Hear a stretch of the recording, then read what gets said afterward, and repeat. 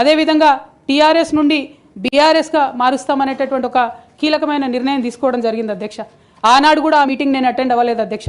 నేను ఒప్పుకోలేదు, ఈ పేరు మార్పుకు ఒప్పుకోలేదు, నేషనల్ పాలిటిక్స్లోకి వెళ్ళడం కూడా నేను ఒప్పుకోలేదు అధ్యక్ష. అంటే ఒక మాట అధ్యక్ష, ఇట్లాంటి హౌస్లో చెప్పొచ్చో లేదో కానీ తెలంగాణలో ఏం పీక్ కట్టలు కట్టినామని నేషనల్కి పోయి చేస్తాం అధ్యక్ష. మనం ఎన్ని పనులు మిగిలినాయి అధ్యక్ష తెలంగాణలో చేయాల్సినవి? 2 పెద్ద రివర్స్లో, ఒక పక్క గోదావరి, ఇంకో పక్క కృష్ణ, 1,89,000 కోట్లు ఖర్చు పెట్టినాం అధ్యక్ష. కొత్తగా ఇచ్చిన ఆయకట్టు ఎంత అంటే 14 లక్షల ఎకరాలు అధ్యక్ష. 1,89,000 కోట్లు అంటే ఎంత అధ్యక్ష? 1,00,000 కోట్లు ఖర్చు పెడితే 20 లక్షల మంది పేద ప్రజలకు ఇంటికి 5 లక్షలు వేసుకున్నా 20 లక్షల మందికి పేద ప్రజలకు ఇల్లు ఇవ్వచ్చు అధ్యక్ష మనం.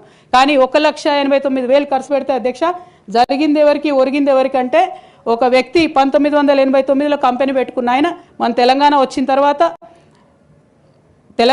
తర్వాత ఫోర్బ్స్ జాబితా ఉంటుంది అధ్యక్ష, దాంట్లో 45వ స్థానం ఒక కాంట్రాక్టర్ దక్కించుకున్నాడు అధ్యక్ష.